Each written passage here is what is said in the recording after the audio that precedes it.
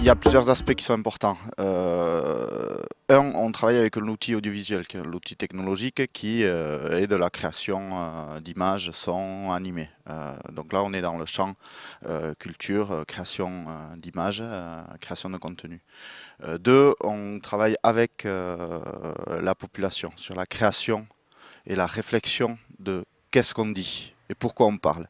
On met cet outil-là au service d'une réflexion sur le territoire, de comment se réapproprier son territoire, son histoire d'avant, le présent, les problématiques du présent et la prospective vers le futur, en utilisant cet outil-là et en faisant que lorsqu'on réfléchit ensemble sur une thématique, l'intelligence collective fait que on peut mieux comprendre ce qui se passe autour de nous et donc ensuite influer aussi sur les choix qui peuvent être faits derrière de tout ce qui nous entoure, de la politique, institutionnelle et dans notre vie de tous les jours, dans la compréhension du voisin. Donc ce qui est très important dans le travail qu'on fait, c'est que toute la phase de réflexion collective avant même de commencer à allumer la caméra est beaucoup plus importante et riche en informations, en échange d'informations entre les habitants. Et ensuite, l'outil permet de boucler la boucle parce que on fixe tout ça sur les supports audiovisuels et ensuite on les rediffuse. Le fait de diffuser est très important. S'il n'y a pas la diffusion, l'objet ne peut pas aller jusqu'à son bout. Le travail ne peut pas aller jusqu'au bout.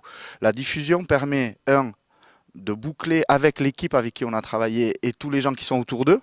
Quelqu'un qui a participé à une action comme ça est très content de montrer le fruit parce qu'il en est totalement propriétaire et il est totalement d'accord avec tout ce qu'il y a dessus, même si des fois ça vient totalement en contradiction avec l'idée avec laquelle il était venu au début. Et c'est ça qui est intéressant, c'est que les gens ils bougent. Ils ont bougé parce qu'ils ont travaillé, ils ont approfondi le sujet, ils ont réfléchi et ils sont prêts à entendre une parole qui n'était pas leur parole, mais ils se l'approprient totalement. Et donc ils sont prêts à la montrer. Donc ils la montrent d'abord autour d'eux et ensuite le document ainsi fait sa vie. Et ça dépend des documents. Certains documents peuvent faire leur vie en autonome parce qu'ils ont été conçus comme ça et qu'ils peuvent partir dans le monde entier grâce aux médias de diffusion actuels, aux possibilités de diffusion. D'autres ont besoin d'être toujours accompagnés dans leur diffusion. Donc ça va être des diffusions fermées, en salle, parce que on ne peut pas les montrer, ces films-là, s'il n'y a pas l'explication de comment ils ont été faits, pourquoi. Alors soit d'autres solutions, c'est de faire des films compléments ou des intros complémentaire qui explique le processus et qui permet à celui qui le regarde de comprendre que ce qu'il voit est le fruit d'un processus.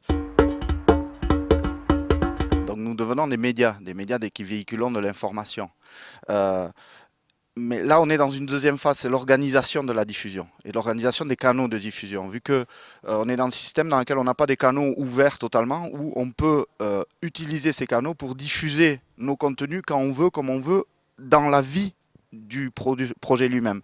Et chaque canal de diffusion demande une attention particulière. Un canal de flux de télévision doit être organisé avec des horaires, avec des durées, et en plus ce système-là est organisé aujourd'hui. Donc on essaye d'y rentrer dedans, mais il ne correspond pas tout à fait. Aujourd'hui, il n'y a aucun mode de diffusion qui corresponde tout à fait à ce qu'on fait. Donc en général, nos structures, et pour parler de la mienne en particulier, on utilise plusieurs canaux de diffusion, on essaie de les comprendre tous, de comprendre leurs règles, et on essaie d'adapter, en fonction des projets, la meilleure diffusion possible de ces projets, avec une vraie réflexion sur quel public je veux toucher avec ce projet-là, ce document-là, et donc est-ce qu'il vaut mieux le faire des projections en salle, est-ce qu'il vaut mieux le mettre sur Internet, est-ce qu'il vaut mieux essayer de le rentrer à la télévision, ou des fois des compléments, deux projections en salle plus une présence sur Internet.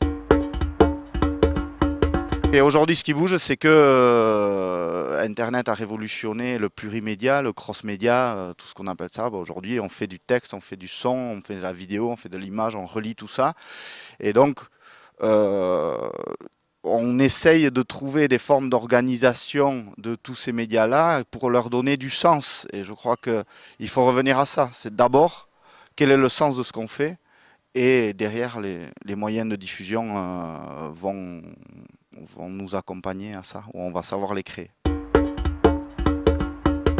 Donc la place du journaliste là-dedans, non. Pour moi, on n'est pas journaliste. Je pense qu'il faut faire attention qu'il n'y ait pas de journaliste dans nos structures. Euh, Parce que justement, le journaliste, nous sommes des animateurs. Donc nous avons des techniques d'écriture, nous savons faire du journalisme, mais nous sommes là pour faire émerger la parole, pas pour prendre la parole et nous la retraiter à notre façon. C'est eux qui vont dire ce qu'ils ont à dire. On ne va pas, nous, aller chercher un sujet et les faire parler sur ceux qui sont. On va les faire parler entre eux de ceux qui sont et c'est eux qui décideront comment ça doit être. Donc c'est eux, ils deviennent des journalistes, mais je veux faire très attention avec ce mot qui est aujourd'hui, c'est quelque chose qui est organisé, c'est une filière qui est organisée, qui existe. Et pour finir là-dessus, ça ne veut pas dire qu'il ne faut pas de journalistes. Mais nos médias ne sont pas les animateurs, les professionnels de nos structures. Ils doivent être des gens, des techniciens du journalisme, ils doivent savoir comment ça marche, mais ils ne sont pas journalistes. Non, pour moi non, parce que il sera à un moment donné, il se donnera la parole ou il construira un discours sur un thème donné. L'habitant, ponctuellement, sur ce qu'il est. C'est-à-dire qu'à partir de là, on ne pourra pas lui dire, tiens, maintenant, demain, traite-moi le sujet d'autre chose. Non. Et donc il n'est pas, enfin, quand on travaille, on ne transforme pas les gens en journalistes. Ils font à un moment donné un travail qui utilise des règles du journalisme, ils comprennent les règles du journalisme pour arriver à un objectif qui est de parler d'un sujet dans lequel ils veulent parler ou qu'ils maîtrisent totalement, mais qu'ils veulent partager avec d'autres. Alors que si on disait qu'ils devenaient journalistes, ça veut dire qu'ils seraient capables d'aller traiter un autre sujet. Et je pense que c'est antinomique avec ce qu'on fait. C'est-à-dire qu'aujourd'hui, je ne me considère pas capable de parler de notre sujet. Dans le travail qu'on fait, c'est comment la personne elle-même, il faut qu'elle ait envie d'en parler. Et si elle a envie d'en parler, on travaille avec elle de savoir comment elle peut en parler et qu'est-ce qu'elle peut dire. Et c'est elle qui va faire ce travail-là.